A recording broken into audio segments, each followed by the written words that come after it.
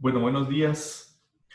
Eh, Decía que les pedía disculpas, uno por el examen y dos por el atraso en el inicio de la clase.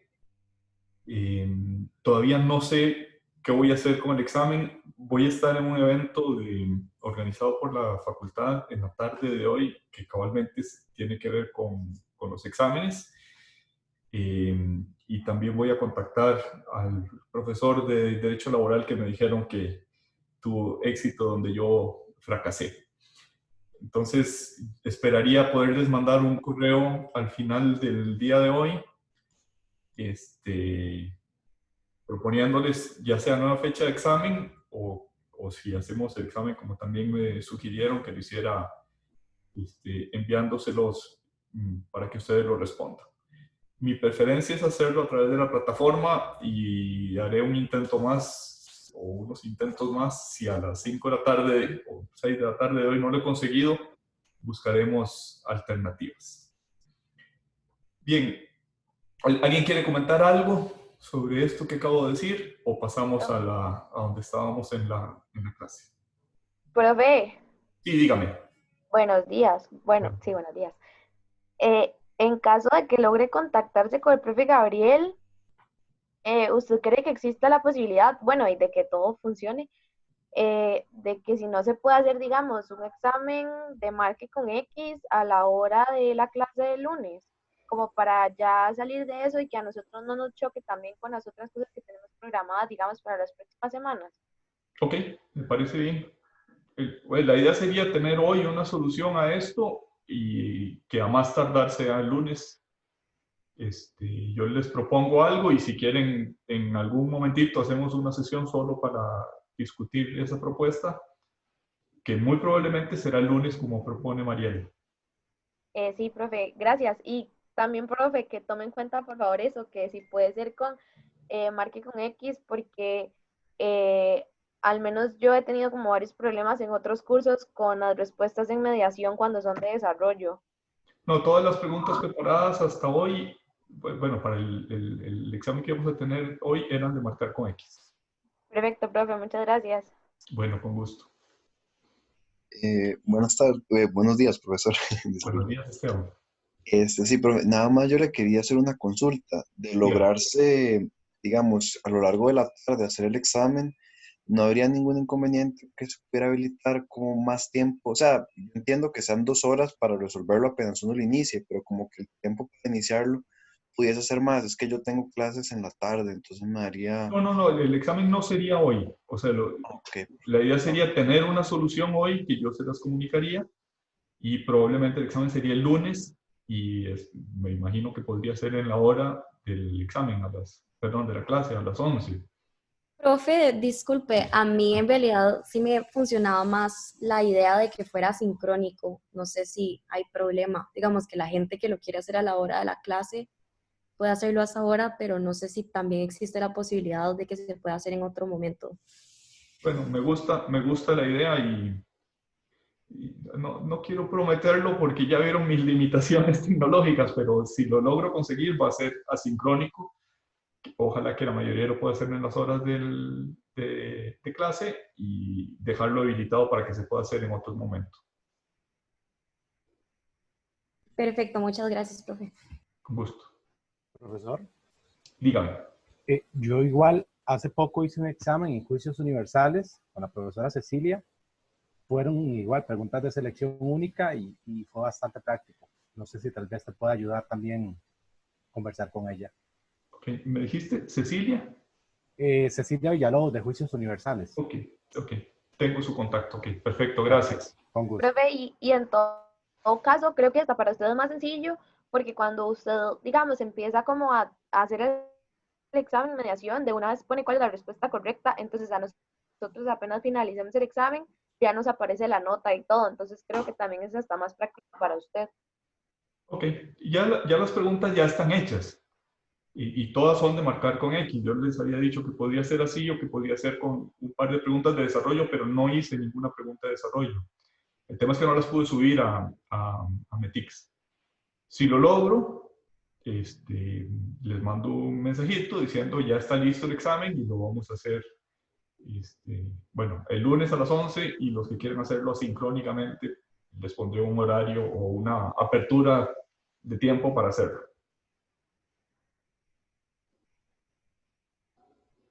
Profesor, ¿le puedo hacer una última pregunta? Sí, con gusto, pero no limita el derecho de los demás de hacer preguntas. Está bien. Es que me perdí un poco con con las filminas que tiene en este momento proyectadas. Sí. ¿Están en mediación? No estoy seguro, creo que sí, porque esta es las filminas que empecé a utilizar en la clase anterior. Esta es como la Sí. filmina 16 de las que empecé a usar la vez pasada, pero honestamente no estoy seguro y no me puedo fijar ahorita mismo porque me descuadro el Zoom. Profe, no, para que Está bien. sepa, aún no está. Aún no. Bueno, ok, Ok. entonces pues estará lista la brevedad. Si no está la filmina, me imagino tampoco está la grabación de la vez pasada. Y prometo subirlas ambas el día de hoy. Gracias. Con gusto. Si no hay más preguntas. Profe, ¿puedo hacer una pregunta? Sí, por supuesto. Es que se la hice ayer a Modesto y me quedó también como la duda. Cuando estamos hablando de los pagos a cuentas, estamos hablando de una obligación material. Sí. Sin embargo, usted también ha dicho que el hecho que la persona tenga que efectuar el pago a cuentas, o sea, esa acción de hacer ese pago también era formal. ¿Soy yo que entendí mal o cómo es? No, no es formal. Es O sea, 100% material. material quiere decir que tiene contenido pecuniario. Hay una jurisprudencia del Tribunal Fiscal, pero es una jurisprudencia, primero, errada, y segundo, ya no es la que sostiene actualmente el tribunal.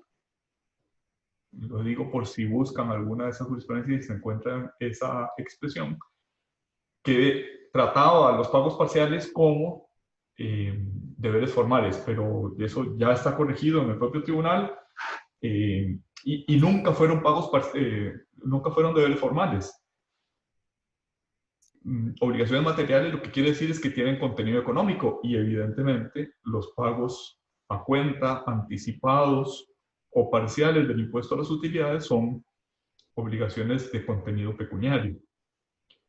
Lo que sí es cierto es que no son la obligación tributaria principal. Es una obligación accesoria de la principal. No accesoria como los intereses, pero sí accesoria en el sentido de que obliga a hacer pagos a cuenta de un impuesto que todavía no se ha causado. Obliga a hacer anticipos, obliga a hacer, pues dijéramos, tal vez la comparación no sea muy exacta, pero si yo hago pagos por una refrigeradora en un almacén de electrodomésticos, todavía no hay compraventa. La compraventa es, bueno, en algún momento cuando haya acuerdo de precio y pago. Si solamente estoy reservando, si solamente estoy haciendo anticipos, pero finalmente el acuerdo de compraventa no está fijado en cosa y precio, o como podría suceder también en los clubes de viajes, si yo les voy dando anticipos y después escojo cuál va a ser el viaje. Tal vez no son muy buenas las comparaciones, pero lo que quiero decir es una obligación material que no es la obligación tributaria principal. Ok, no, perfecto. Muy claro. Gracias, profe. Bueno, con gusto. Bueno, si no hay más preguntas, vamos a pasar, bueno, a regresar a nuestro tema de interrupción de la prescripción. Recordarán que habíamos hecho una diferencia entre interrumpir y suspender. Profe, disculpe que lo moleste. No es ninguna molestia. ¿Qué pasó? ¿Usted cree que pueda volver a repetir esa distinción? Sí, con gusto. Gracias. Ambos institutos, interrumpir y suspender, están en el Código Tributario. Ambos tienen que ver con el curso de la prescripción.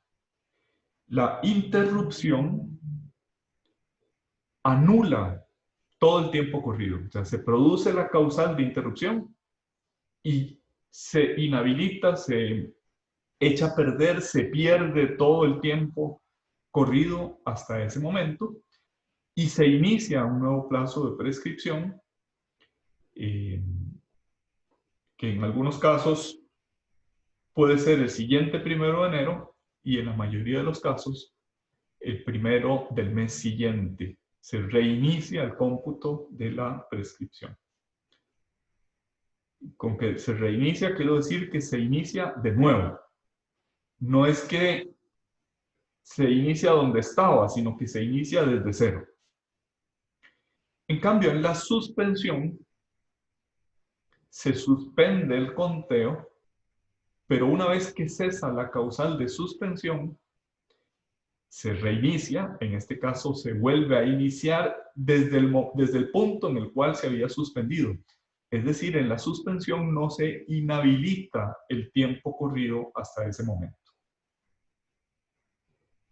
Resumiendo, interrumpe, inhabilita, suspende, se vuelve a contar desde el momento en que cesa la suspensión.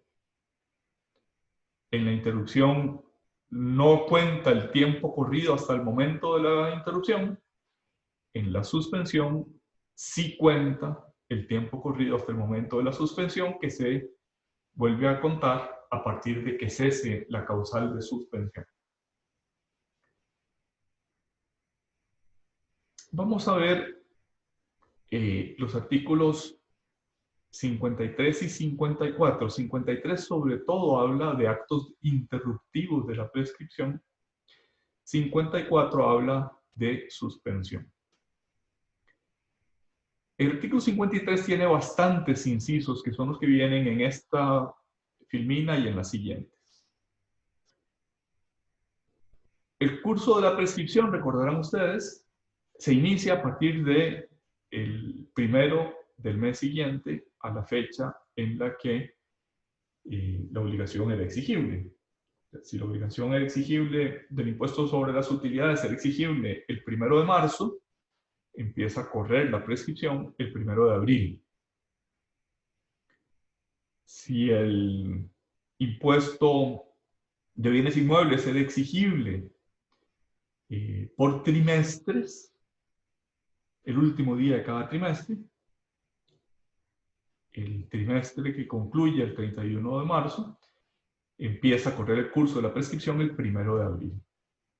Y así con todos los tributos, excepto que tengan en la ley especial una norma particular de prescripción. Si no la tienen, aplican las que están en los artículos 51 y 52 y la forma de conteo de esos artículos. Pues bien, iniciado el curso de la prescripción, o más bien iniciado el transcurso del tiempo que si se completa dará pie a la prescripción, ese curso de tiempo puede ser interrumpido.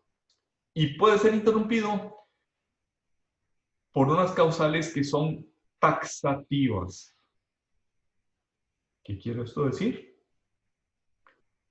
Son las que están en el listado que empezamos a ver ahorita, con la número 1 del artículo 53, y todas las demás que están en el artículo 53 o en otras normas del código, pero no se pueden interpretar por analogía ni por supletoriedad.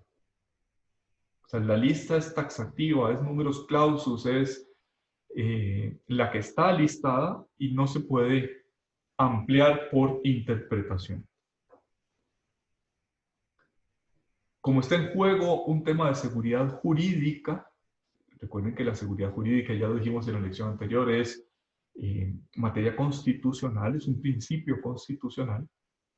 Eso es lo que justifica el que la obligación se extinga por el pago o por el no pago más el transcurso del tiempo. ¿Por qué una obligación que fue diseñada para ser pagada se extingue cuando no se cumple el pago? Pues se extingue por un asunto de seguridad jurídica, porque frente al principio de todos han de contribuir al sostenimiento de las cargas públicas, se erige también otro principio de seguridad jurídica, que no pueden estar pendientes de cumplimiento indefinidamente las obligaciones. Eso es lo que justifica un instituto como el de la prescripción. Pues bien, iniciado el curso del tiempo, por brevedad vamos a decir el curso de la prescripción, pero queremos decir el curso del tiempo que, si se concluye, dará pie a la prescripción. Iniciado el curso de la prescripción, puede interrumpirse, inhabilitando el tiempo corrido, en primer lugar por la notificación del inicio de actuaciones de fiscalización o verificación o comprobación por parte de la administración tributaria.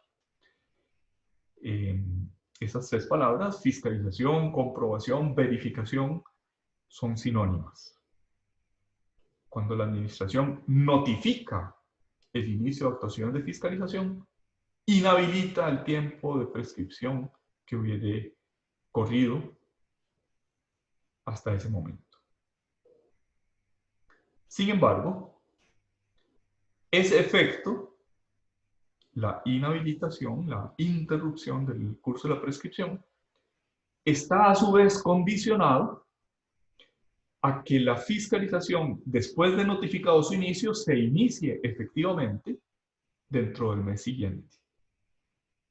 Si se notificó, por ejemplo, en marzo, un inicio de actuaciones de fiscalización y por razones de la pandemia no se hizo efectivamente actuaciones, no se iniciaron materialmente esas actuaciones de fiscalización, no se produce el efecto.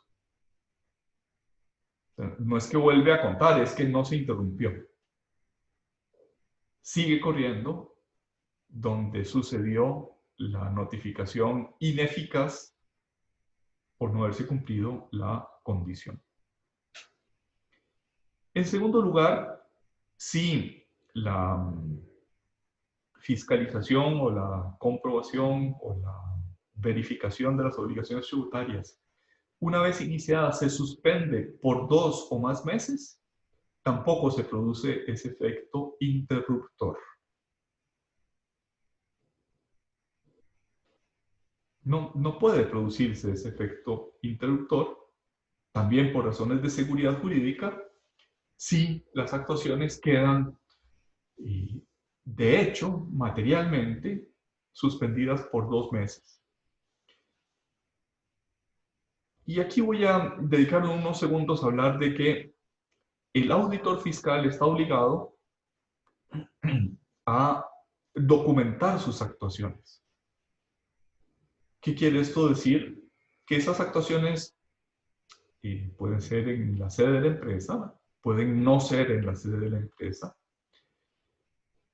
pueden ser en su propio escritorio, puede ser que el auditor visite otras empresas pero pidiendo información de la empresa fiscalizada, puede ser que obtenga información de los bancos o puede ser que obtenga información de la Dirección General de Aduanas, o que pide información de terceros. Por ejemplo, le puede pedir a las entidades financieras, dígame si usted le dio préstamos a José María. Todas esas son actuaciones de fiscalización, son actuaciones materiales de fiscalización.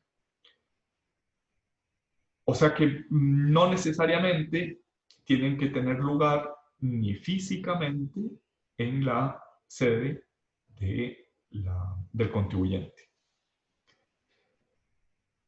¿Y cómo yo sé si hubo o no hubo interrupción por más de 2 meses? Porque cada actuación tiene que estar fechada y el expediente tiene que estar foliado en orden cronológico, de tal manera que no se puedan insertar actuaciones en ese expediente administrativo.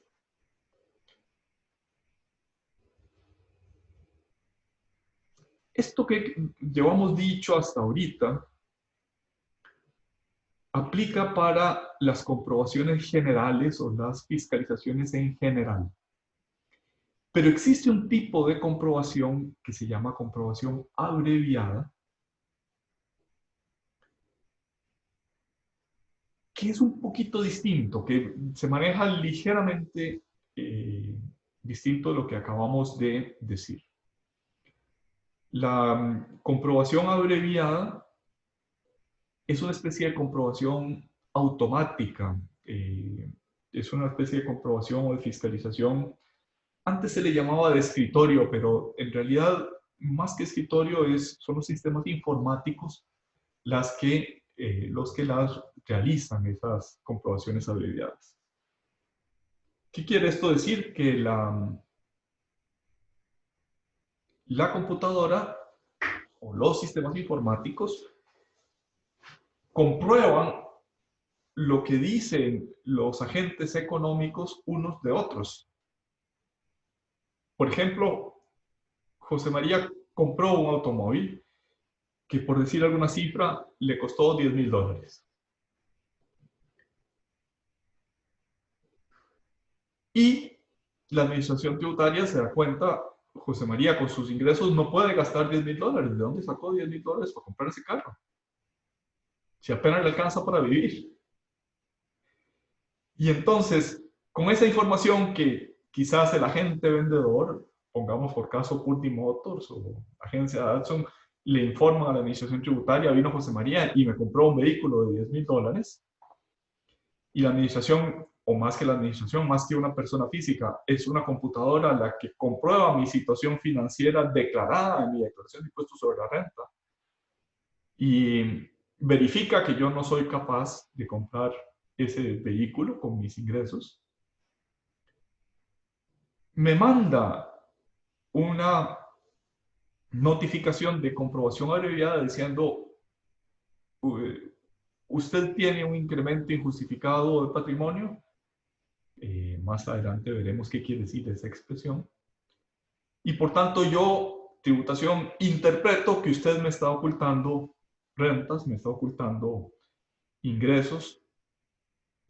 Y aquí va la determinación tributaria.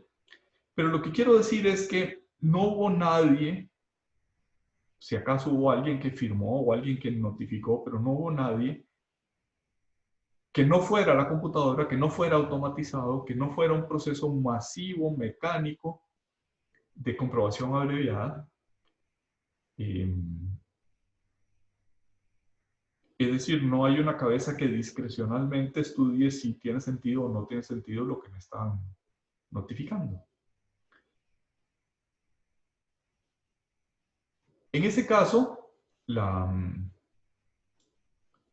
interrupción de la actuación fiscalizadora no es con el inicio, no es con la notificación del inicio, porque con la comprobación abreviada, pues exactamente no es que haya actuaciones.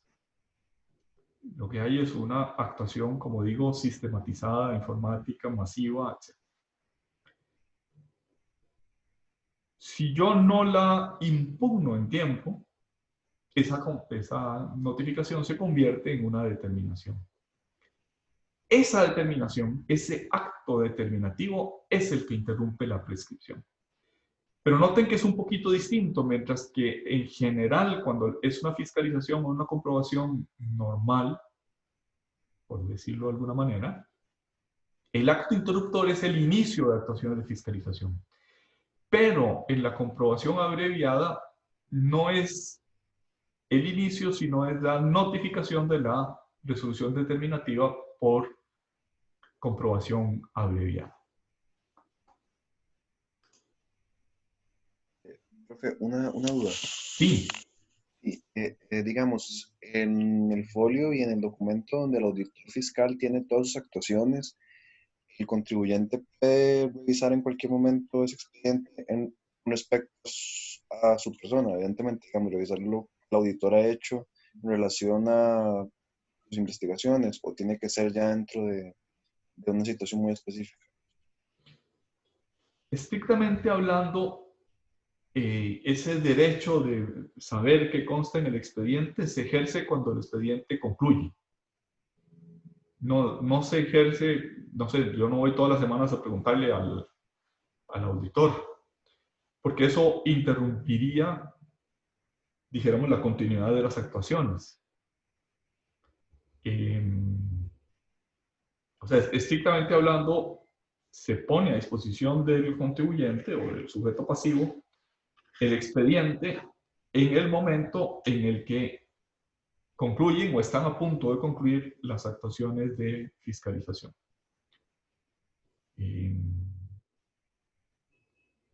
Dijéramos, si ustedes leen los artículos 171 y siguiente de derechos y garantías del contribuyente, hay un derecho a saber qué consta en los expedientes administrativos. Pero la praxis, y es una praxis avalada por la jurisprudencia, o sea, no es solamente una negativa del auditor fiscal, sino que la administración, perdón, los tribunales han convalidado esa práctica, de que ese derecho se puede ejercer cuando el expediente esté concluido. Es en ese momento en el que yo tengo posibilidades de verificar la continuidad, verificar las suspensiones por 2 o más meses, etc.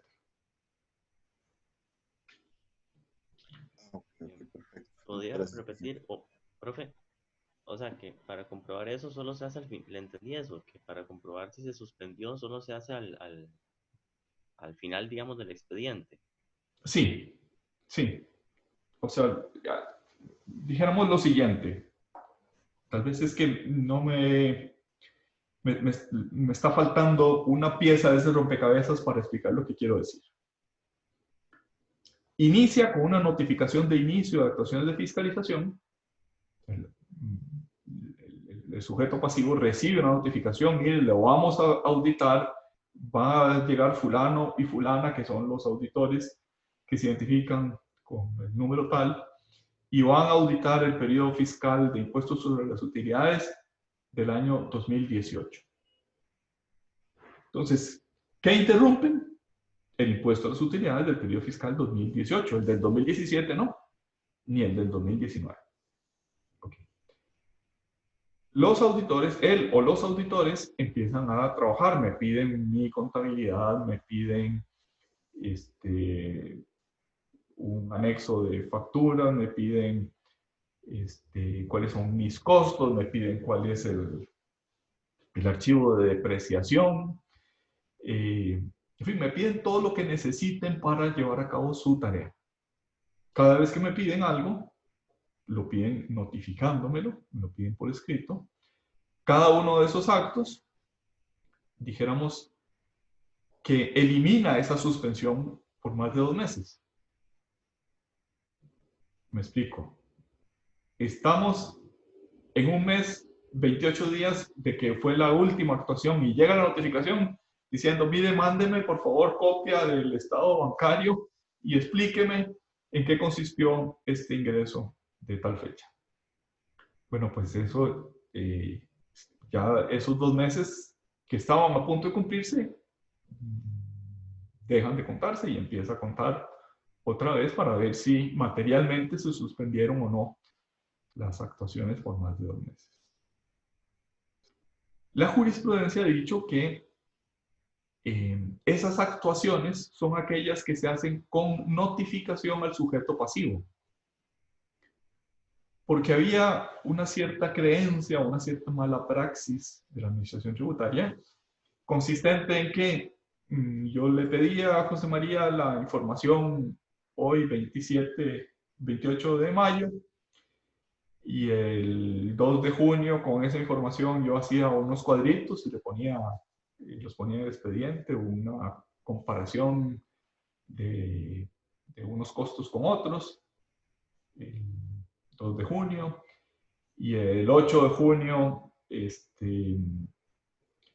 hacía en la computadora de la administración tributaria una comparación con otros abogados de más o menos la misma edad y los mismos años de ejercicio profesional para verificar la razonabilidad de las declaraciones de José María. Entonces, lo que ha dicho la jurisprudencia es que se necesita que esas actuaciones sean notificadas al sujeto pasivo para el conteo de los 2 meses. Si no son notificadas, por decirlo de alguna manera, hay una especie de presunción de que son truchas. No es que el auditor no las pueda hacer, sino que las puedo hacer en cualquier momento y meterlas en cualquier momento en el expediente administrativo. No sé si eso responde, esto que acabo de explicar, responde a tu pregunta. Sí, sí lo hace. Gracias. Okay. Dice el artículo 91 del Reglamento de Procedimiento Tributario que el inicio de actuaciones de fiscalización se debe notificar en el domicilio fiscal. Y que una vez notificado, en principio, debe haber una frecuencia mínima de visitas de 10 días. O sea, no debería transcurrir más que 10 días entre una visita y otra del auditor fiscal. Esa norma frecuentemente se incumple y no tiene consecuencias, excepto que el exceso de días supere los 2 meses. ¿Cuál es el efecto si supera los 2 meses? Que se inhabilita la interrupción del curso de la prescripción. Sigue contando como estaba. No importa que hayan pasado esos 2 meses y entonces se inhabilita esa prescripción que estaba corriendo. Y la siguiente actuación no es que esa sí interrumpe, porque como veníamos diciendo, las interrupciones son taxativas. Y no es la realización material de una actuación la que interrumpe prescripción, sino el inicio de actuaciones de fiscalización. Si se pierde el efecto, el auditor tiene que trabajar intensamente para el siguiente acto que interrumpe prescripción, que son los que veremos a continuación. Los requerimientos de información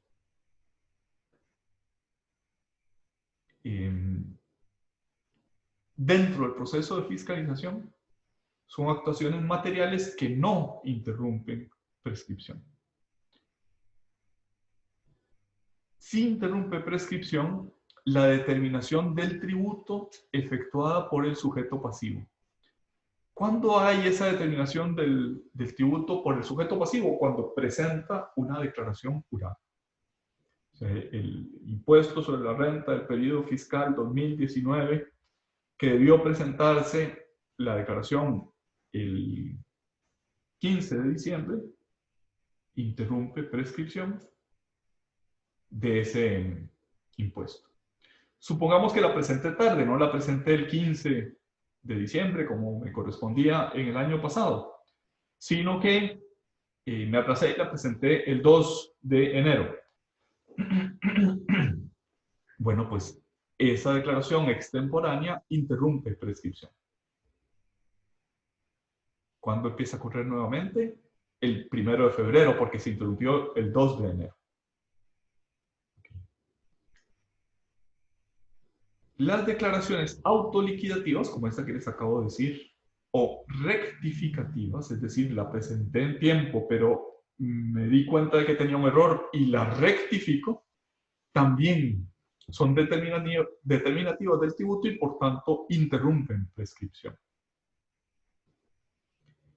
En tercer lugar, el reconocimiento expreso de la obligación por parte del deudor.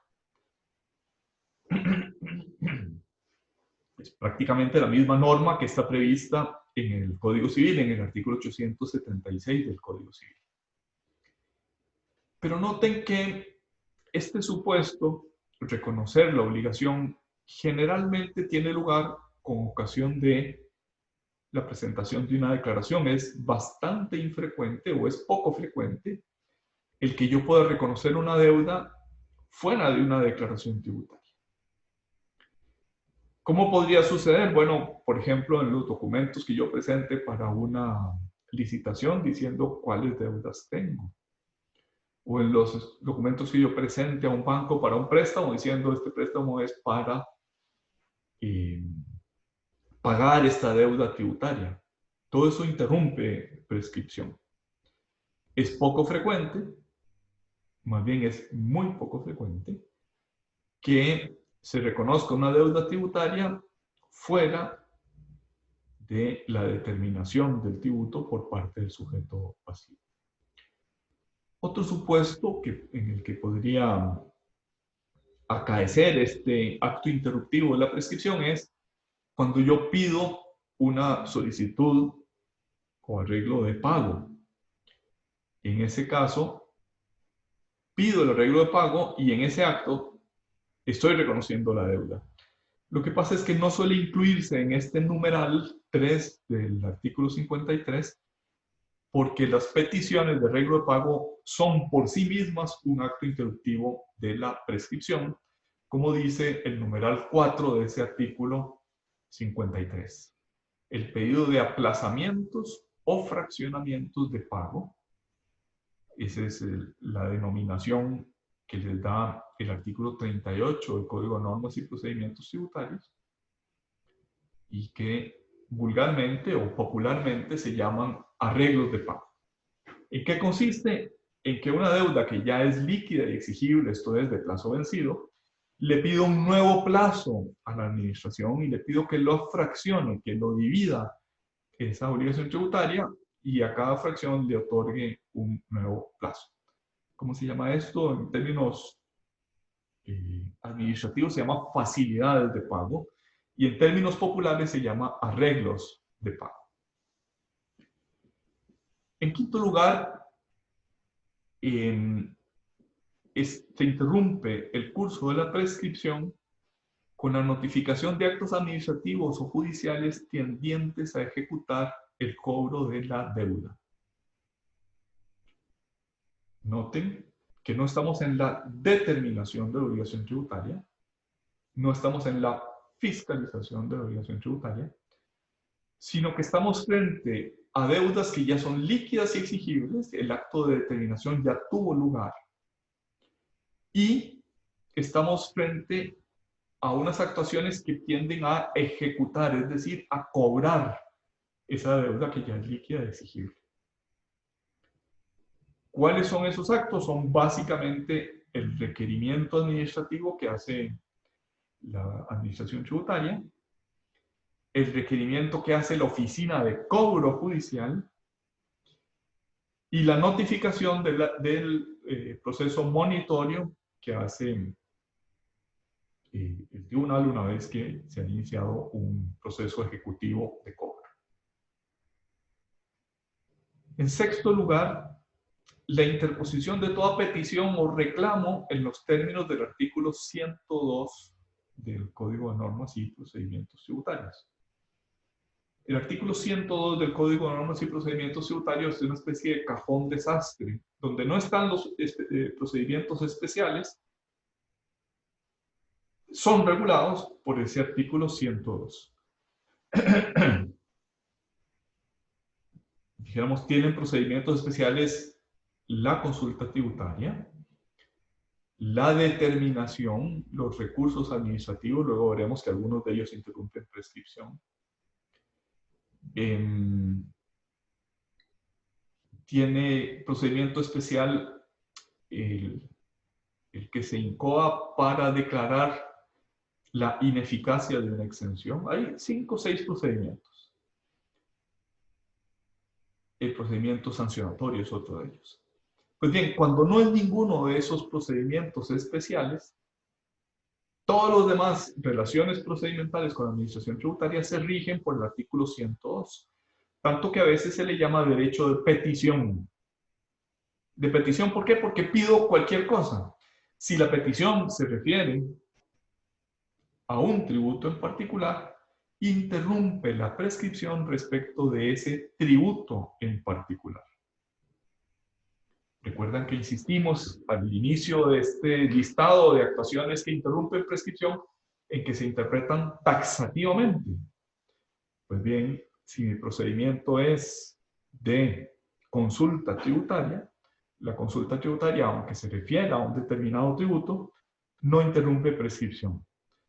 Porque lo que dice taxativamente la norma es toda petición o reclamo, el reclamo son los recursos, en los términos del artículo 102 del Código, que es el remanente, el cajón desastre, donde están todos aquellos procedimientos que no tienen procedimiento especial.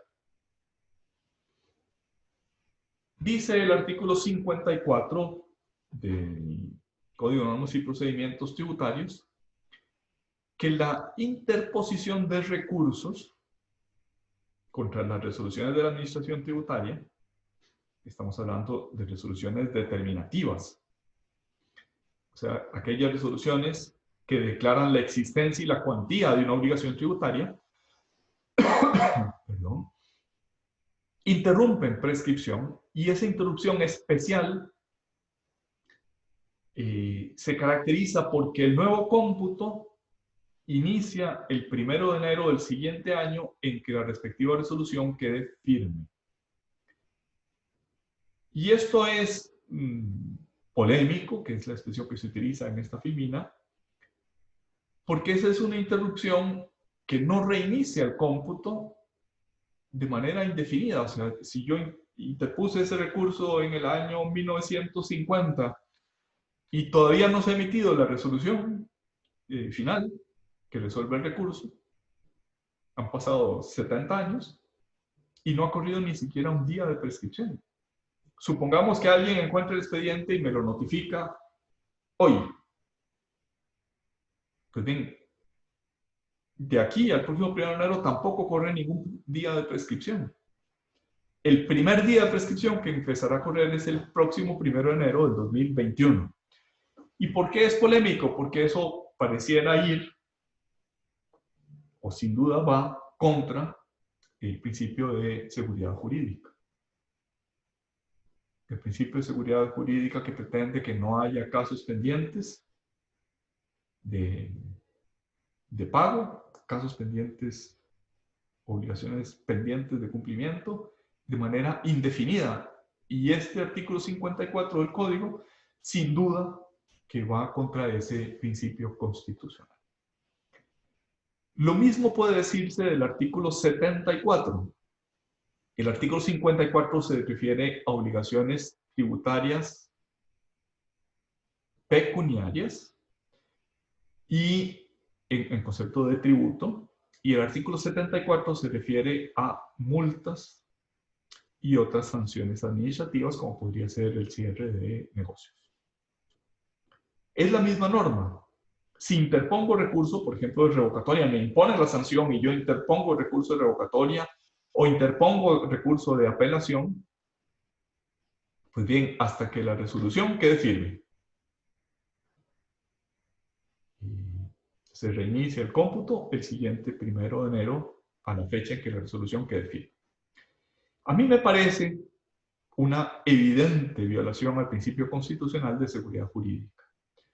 Sin embargo, la Sala Constitucional, en 2 acciones en las que se le planteó esa inconstitucionalidad del artículo 54, las declaró sin lugar. Es decir, no logramos convencer a la Sala de la bondad de nuestro argumento.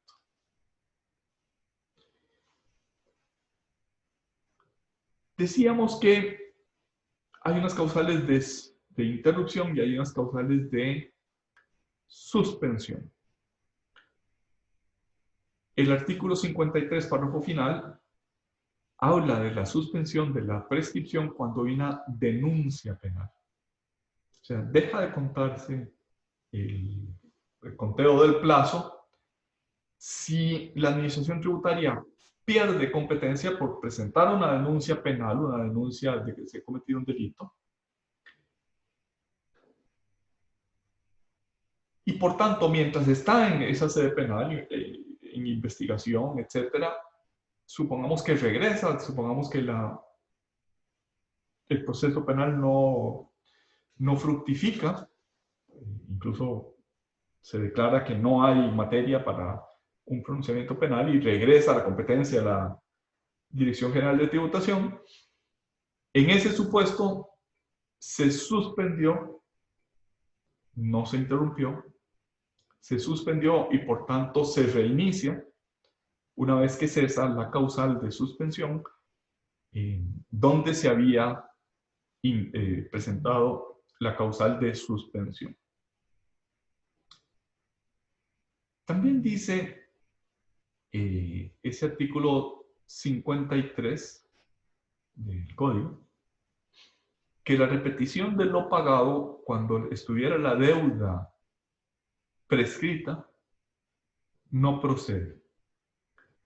Es decir, muy similar al Código Civil, cuando una obligación es de carácter natural, esto es, una obligación que no está revestida de su exigibilidad, no está revestida de la potestad jurídica de ejecutarla, pero se reconoce una especie de obligación relicta, una especie de obligación remanente que se llama natural.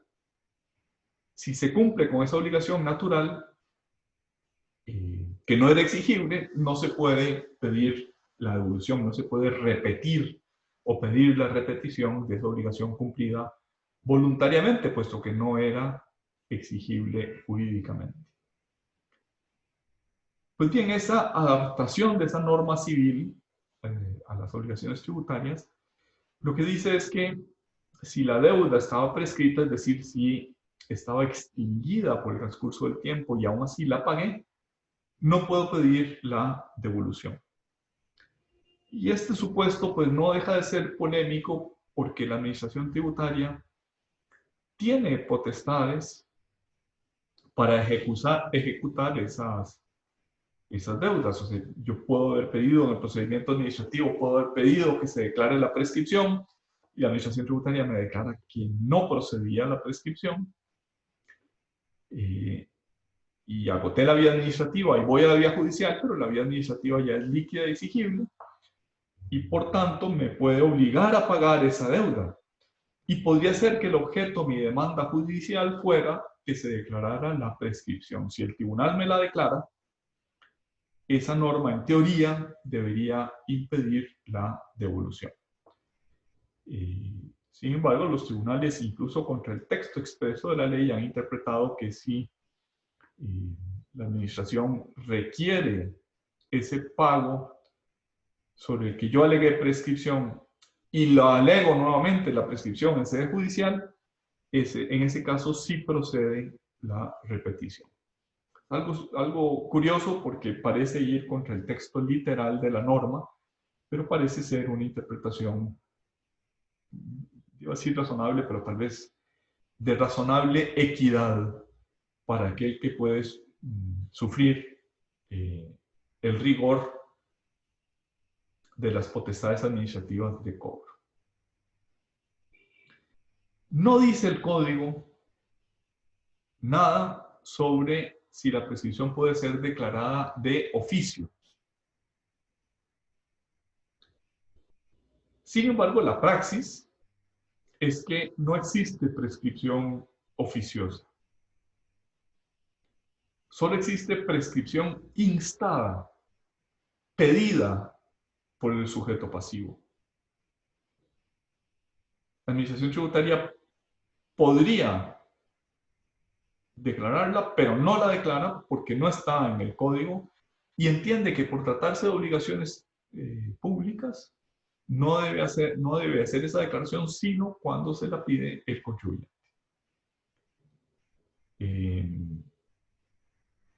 No es infrecuente que en los estados de cuenta de la administración tributaria haya deudas viejísimas de 20 y más años, sobre las que nunca se pidió la prescripción, pero tampoco nunca ha hecho nada la administración por cobrarlas. Y entonces están ahí, pendientes de pago. Para que salgan de ese estado de cuenta hay que pedir la prescripción. Un tema diferente es la posibilidad de utilizar información de periodos prescritos para determinar periodos que no están prescritos. Por ejemplo,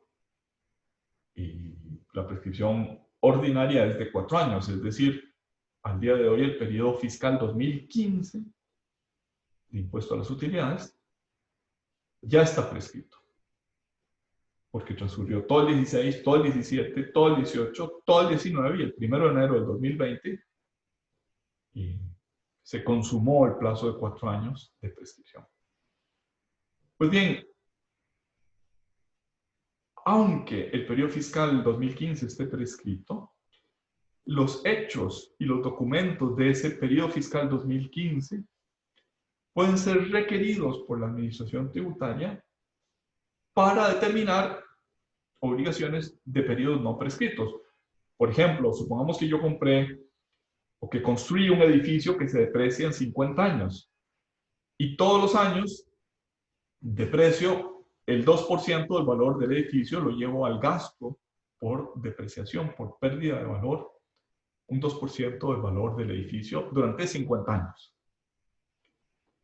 El edificio que se construyó en el 2015 genera unos gastos de depreciación en el 2020.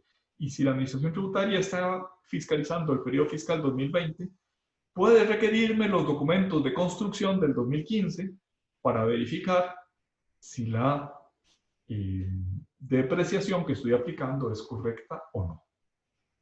Y lo mismo podría decir de un préstamo otorgado 10 años sobre el cual pago intereses que deduzco en mi declaración de impuestos sobre la renta.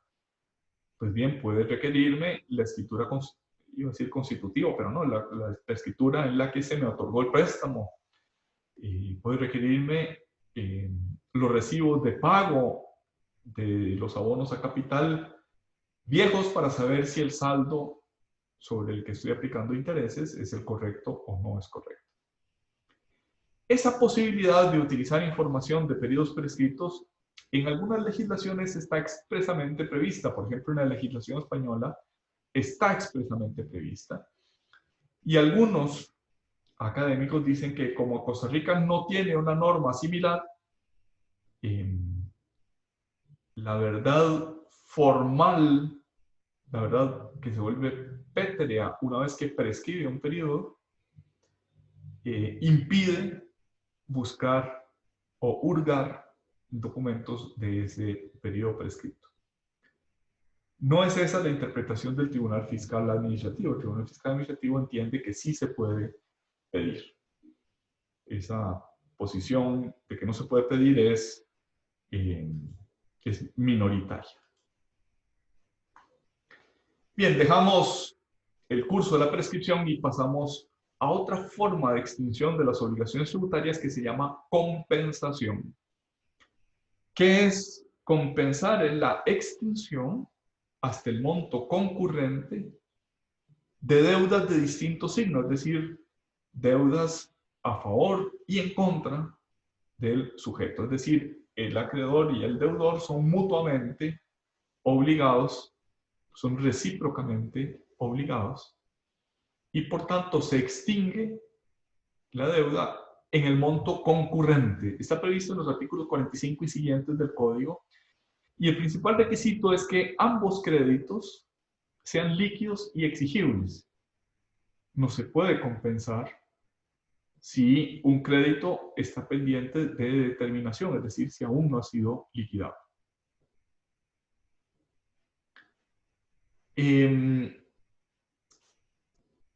Esa compensación puede declararla de oficio la Administración Tributaria.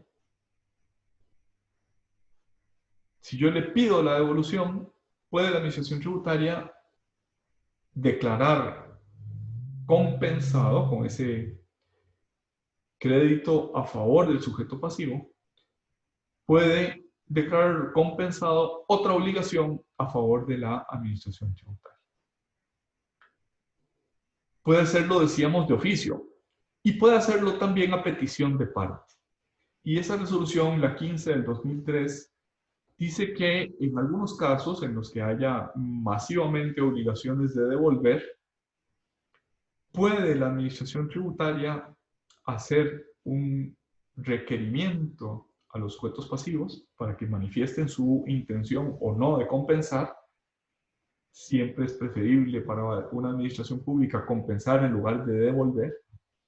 O bien puede la Administración Tributaria, y ese es el ejemplo de esa resolución 15 del año 2003, puede la Administración Tributaria prescindir de esa compensación oficiosa. Puede declarar la Administración Tributaria, por ejemplo, en esa resolución 15 del 2013 es porque una norma fue declarada inconstitucional. Y como fue declarada inconstitucional, había que devolver un montón de montos de impuesto a una multitud de contribuyentes. Y lo que declaró la Administración Tributaria en esa resolución es que no iba a hacer ese procedimiento de compensación de oficio, porque tomaba demasiado tiempo, porque consumía demasiado tiempo hacerlo, salvo que los contribuyentes lo pidieran de manera expresa. ¿Esto qué quiere decir? Quiere decir que la administración no está obligada a practicar la compensación de oficio. Puede hacerlo, o puede, como en el caso de esa resolución, prescindir, declarar expresamente que no hará uso de esa compensación oficiosa. Esta materia, compensación, que la habíamos definido como extinción hasta el monto concurrente de dos deudas de distintos signos, no es exactamente lo que sucede con unas figuras tributarias, una ya extinta, que son los certificados de abono tributario o CATS, y otra que todavía existe, que son los certificados de abono forestal. ¿En qué consisten esos certificados tributarios o de abono forestal? Consisten en la incorporación, son títulos de crédito que incorporan un derecho de crédito fiscal. Y por tanto, esos certificados se utilizan, o se utilizaban en el primer caso y se siguen utilizando en el segundo, para extinguir deudas tributarias. Es decir, yo puedo utilizar un derecho de crédito incorporado a un título para cancelar una deuda. Y como están incorporados en un título de crédito, esos títulos están diseñados para circular. El que tiene a su favor créditos de abono forestal, que básicamente son subsidios por mantener áreas boscosas, puede vender esos certificados de abono forestal, que tienen un valor, puesto que sirven para extinguir deudas tributarias, puede venderlos y quien los compra puede utilizarlos para el pago de sus propias obligaciones tributarias. Aquí hay que decir que existe un tributo que es el impuesto al valor agregado. Esta filmina está un poquito más actualizada porque habla del impuesto general sobre las ventas y ese impuesto pues ya no existe más. El que existe es el impuesto al valor agregado, que tiene un régimen de compensación propio. O sea, la compensación que venimos hablando hasta ahorita, en la filmina anterior y en lo que llevamos de esta, es una compensación genérica, es una compensación general de todas las deudas tributarias. Lo que sucede en el impuesto al valor agregado es que están fuera de ese régimen de compensación general, bueno, no completamente, pero están fuera al menos por 3 meses. Es decir, existe una obligación de que los créditos y débitos del impuesto al valor agregado solamente pueden compensarse con créditos y débitos del impuesto al valor agregado del mes anterior. Mi saldo de hoy se compensa con el saldo del mes anterior. Y únicamente cuando no puedo extinguir ese crédito fiscal por 3 o más meses, tengo derecho de pedir la compensación con otros tributos. En otras palabras, existe un régimen especial de compensación a lo interno del impuesto al valor agregado, un círculo del cual los créditos y débitos no pueden salir, excepto que trasciendan créditos por más de 3 meses. Como puede suceder cuando yo hago unas compras muy voluminosas. Por ejemplo, pensemos en alguien que compró masivamente mascarillas porque piensa que es un buen negocio vender mascarillas en este tiempo de pandemia. Y compró 1 millón de mascarillas o 10 millones de mascarillas. ¿Y por qué compró tantas? Pues porque cree que le va a sacar mucho dinero a cada una de ellas. Pues bien, mi crédito fiscal por comprar 1 millón de mascarillas, si solamente puedo vender 25,000 mascarillas cada mes, siempre voy a tener crédito fiscal a mi favor. Para poder hacer uso de ese crédito fiscal fuera del régimen de impuesto al valor agregado, tienen que pasar 3 o más meses sin haber extinguido ese crédito fiscal. Profe, Sí, ¿me escucha? un poquito cortado, pero sí te escucho, decime. ¿Cómo es que se llama cuando son las sociedades? Digamos, yo tengo una sociedad y tengo otra sociedad, pero es la misma persona, como ese interés. Yo puedo aplicar la compensación de una de esas sociedades sobre otra sociedad. No, respuesta no, a no ser que las fusionen. Antiguamente sí se podían ceder los créditos fiscales y esa posibilidad estaba prevista en el artículo 48 del Código. Pero ese artículo fue derogado porque se prestó para unas estafas tributarias muy grandes que hubo en su momento, hace alrededor de 20 años, esas estafas tributarias. Entonces, por eso se derogó. ¿Qué podría hacer para, si una empresa tiene créditos y la otra tiene débitos de manera habitual? Lo que podría hacer es fusionarlas. El sucesor por fusión, en él se reúnen las características de acreedor y deudor de la hacienda pública y por tanto ahí puede hacer esa compensación. Ok, perfecto. Con gusto. Hablamos ahora de condonación. Recuerden que venimos hablando de medios de extinción de la obligación tributaria. La condonación o perdón de la obligación tributaria, en este artículo 35 del Código de Normas y Procedimientos Tributarios y en los artículos 50 y siguientes, no, sí, 50 y precedente, perdón,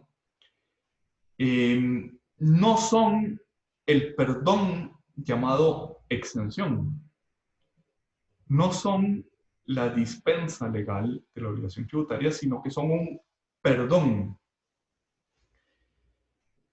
Y aquí están inscritas distintas características de las obligaciones tributarias. La primera de ellas es el principio de indisponibilidad.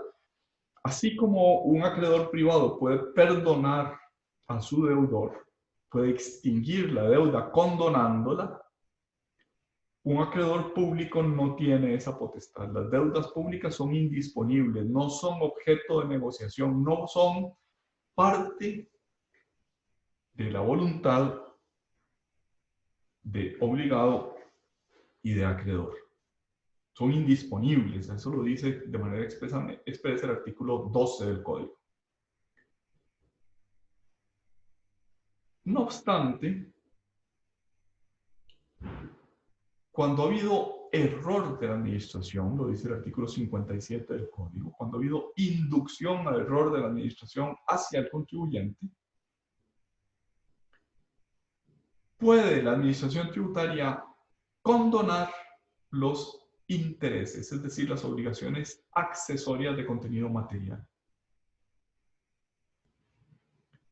Para ello se necesita una declaración reconociendo ese error y diciendo se condonan los intereses. Esos oficios que están al final de la filmina, oficio 8508, oficio 274 y 275 del 2008, ahí dice que son de la Dirección General de Tributación, pero en realidad son de la Dirección General de Hacienda. Perdón por el error en la filmina. Condonaron intereses a favor de los bancos porque la Dirección General de Tributación había hecho incurrir a los bancos en error. Y por tanto los bancos habían pagado menos impuesto. Luego la administración tributaria dijo, el impuesto no era el que usted, basado en lo que yo dije, pero usted determinó. Pero le perdono los intereses, págueme el principal, pero no los intereses. No son muy frecuentes esos reconocimientos de error por parte de la administración pública, pero sucede. Esos ejemplos son de hace 12 años. Y habrá alguno todavía más reciente.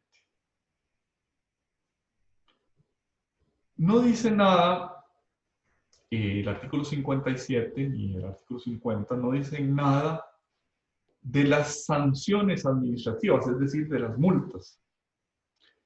Pero aquí el principio pareciera ser distinto. Cuando la administración hace incurrir en error al contribuyente, se pierden uno de los elementos constitutivos de la conducta a sancionar, que es la deliberada intención de violar la norma. Si es la administración la que me induce a error, pareciera que yo no puedo cometer la conducta sancionada. O sea, la cometeré materialmente, pero no puedo configurar la conducta sancionada porque no hay intencionalidad de violar la norma. Lo que hay es una mala interpretación de la norma inducida por la administración tributaria. Entonces, pareciera que ese artículo 57 no aplica para las multas. Y no aplica no porque estrictamente no fuera aplicable, sino más bien por una razón mucho más de fondo, a saber que las sanciones no se configuran. No se produce el elemento subjetivo de la conducta, esto es la voluntariedad de cometer la conducta prohibida. Confusión y novación. ¿Cuándo existe confusión? Dice el artículo 49. Cuando concurren sujetos, en un mismo sujeto, obligaciones de distinto signo. Por ejemplo, si José María es deudor del impuesto al valor sobre bienes inmuebles, y le dona el terreno a la municipalidad se convierte en deudora del impuesto del cual ella misma es acreedora. Esa confusión extingue esa obligación tributaria. Son casos poco frecuentes, pero son posibles. El párrafo final del artículo 35 del Código de Normas y Procedimientos Tributarios habla de la novación. Hemos dicho antes que las obligaciones tributarias no son objeto de negociación, no son objeto de la voluntad de las partes, son indisponibles. Y la novación en derecho civil ciertamente es una manifestación de ese poder de disposición que tienen los agentes privados. La novación en derecho tributario solo es posible cuando se mejoren las garantías. Es decir, es una excepción al principio de que la deuda es indisponible cuando se asegure la finalidad recaudatoria, es decir, cuando se mejoren las garantías de esa obligación tributaria.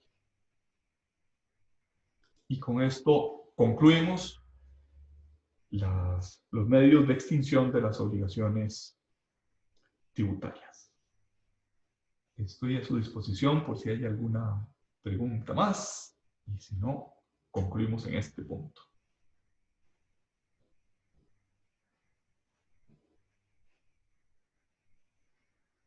¿Dudas, preguntas, aclaraciones? ¿O el hambre apremia? Siempre es el hambre, profe. Bueno, vamos a dejarlo por ahí para que puedan almorzar. Nos vemos el lunes y espero poderles escribir idealmente al final del día de hoy sobre el tema del examen. Muchas gracias. Gracias, profe. Hasta luego. Gracias, hasta luego. Profe.